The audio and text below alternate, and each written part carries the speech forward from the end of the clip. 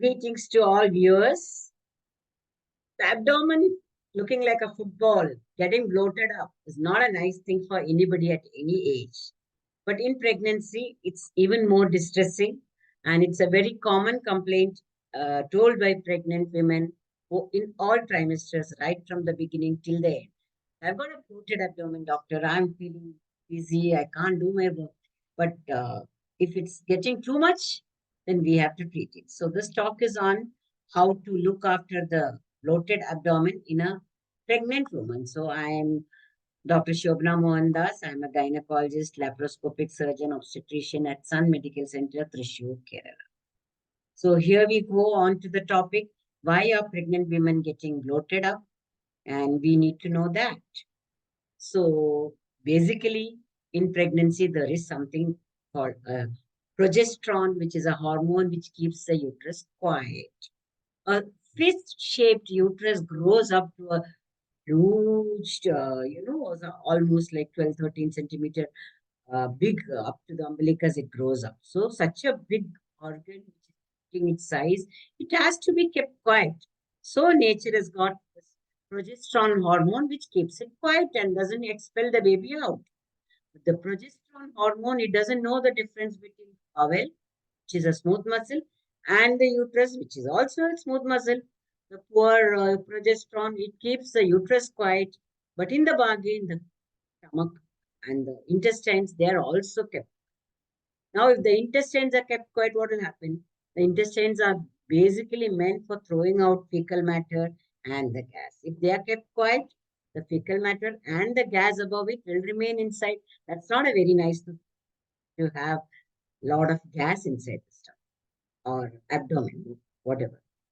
And if you ask a baby to run on crutches, can the baby run? It cannot. It's like that. The bowel has been pulled back by progesterone. Can it run like normal? It cannot. So that's why it doesn't run. And when you do that, you have to give it more care.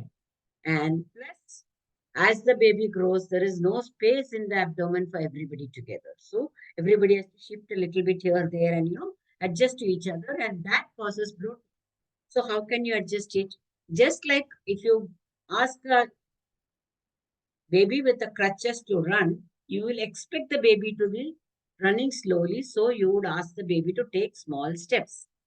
Same thing applies for a pregnant bowel. Don't give it just one breakfast, one lunch, and one dinner to go for all needs. Everybody is busy, whether it be a housewife, whether it is a computer specialist, it's whether it be a student, whoever is getting pregnant, they're all busy. And so they just want to gulp one breakfast, one lunch, and one dinner, and no time for anything else. But the poor bowel, it's as it is getting slow, it can't handle stress as much as before. So be kind to your bowel. Take a little breakfast, take rest of it at around 11 o'clock. Take a little lunch. Don't pump all your food into the lunch. Take little more snack at 4 o'clock. Take your dinner, maybe little less, and then rest you can take more at night before sleeping. So go and take it in small aliquots, so that your bowel is not much of work and it goes at its own pace. You get your food, your baby gets its food, and the bloating is less.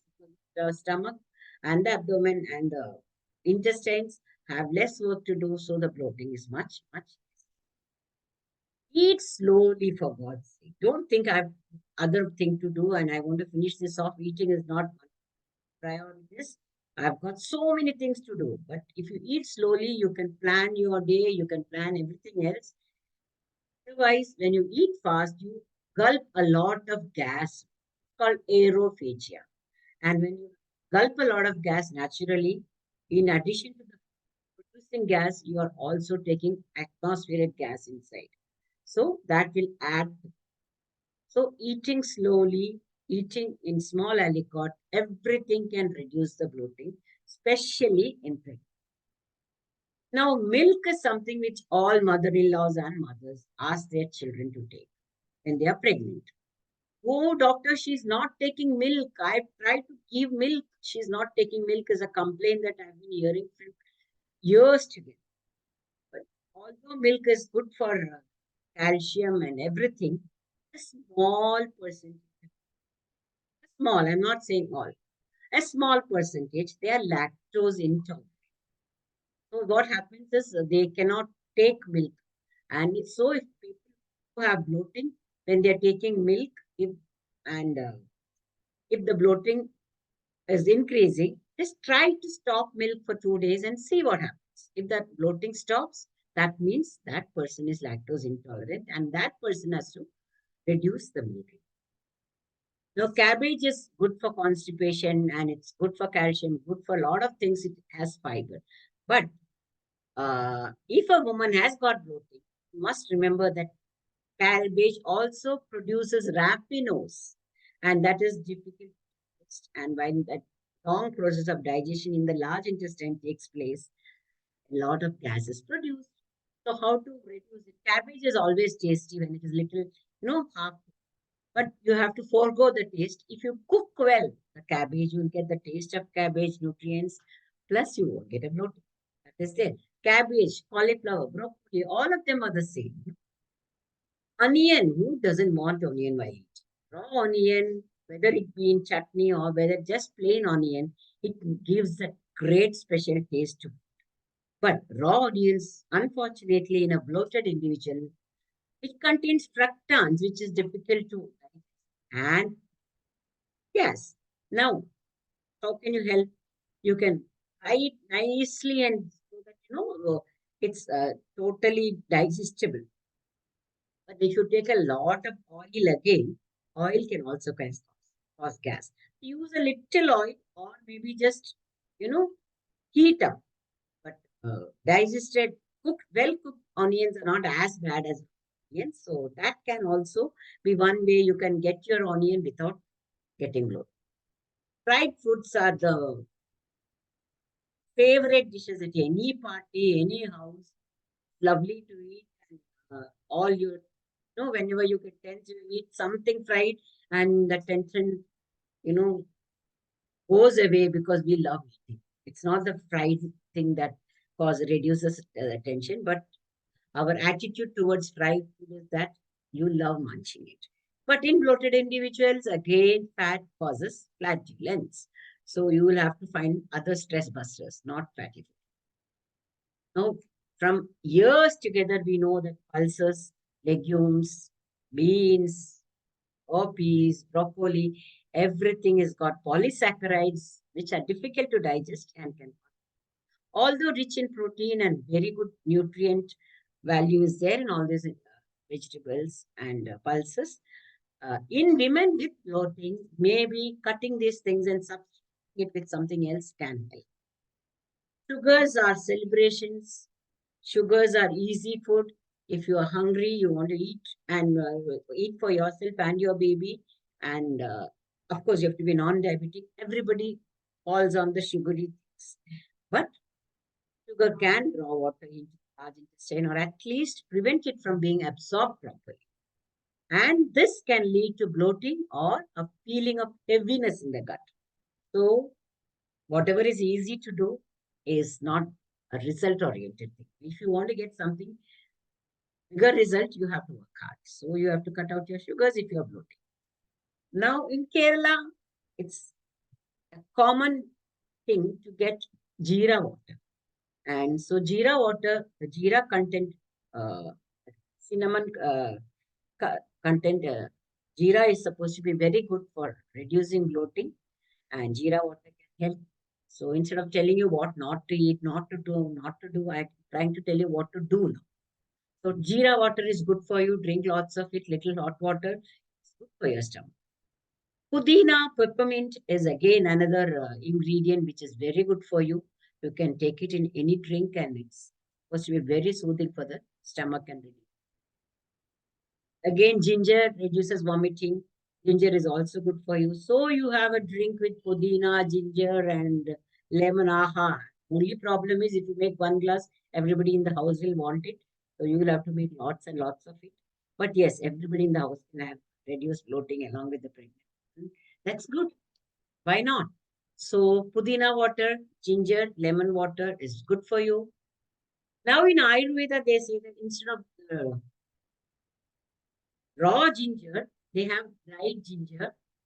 And in Kerala, again, dried ginger water is very common in households. And this is supposed to be very good for reducing the bloating, especially in pregnancy. Now, apples and pears are supposed to be doctors away, but and they are very nutrient good source of energy, but they contain fructose.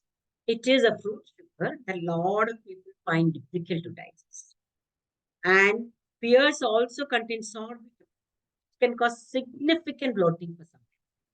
So for women with bloating, yes, maybe it will keep it away till your bloating goes off. There are so many other fruits. What other fruits? Oranges, all the citrus fruits, oranges, mosambis, lime, whatever you have, citrus fruits are supposed to reduce your gas. Yes, watermelon easily available, pineapple, mango, even your banana, all easily available food. The kiwi fruit is supposed to be very good, even though little costly, but you scoop out a kiwi fruit and eat, it's supposed to reduce the gas. So all sorts of fruits are available. You don't have to just latch on to your, you know, apple and pear. So I'm not saying don't take fruits. Yes, take the right fruits if you have protein. But if you have diabetes or something that's sweet, like a pineapple and watermelon are no. So I'm only talking of patients with gaseous distension who are not diabetic. Please note that. Coconut water is very easily available in Kerala. It's rich in potassium. Potassium helps the gut to move. So, taking any potassium rich, it is rich in calcium, magnesium too. It hydrates the body and promotes blood circulation and aids digestion. It, by the way, also boosts skin health. But yes, coconut water is good if you have it. It will keep your gut moving with all that progesterone. One thing you have to avoid, now again I'm back to nose, coffee. Coffee is very favorite because it can be kept for some time in a flask and taken off and on. Like, but if you have caffeine sensitivity, if you are bloated, it is acidic and it can cause bloating. So although it's a good stress buster, and all the talks they say, let's have talk over coffee. This talk over coffee break up, whatever it is, but well, they cannot have it over. So coffee no for bloating. Otherwise, coffee is a great thing for talks. Yes, lot of exercises are there in yoga which they say will reduce. But aches and pains and the stress of bulge and everything of pregnancy will not allow all the whatever you can do it. And even just keep on moving can get your bowel also to move, you know. So the progesterone induced bowel reducement can be helped with mild exercises. Also, in addition to the diet, take the help of exercise also, and that will be good for you. So, in short, avoid foods that cause bloating, take small, frequent meals, mild exercises. All this can help you tide over that more discomfort during that wonderful period called pregnancy, which will give you a baby and a happy life ever after. Thank you for listening.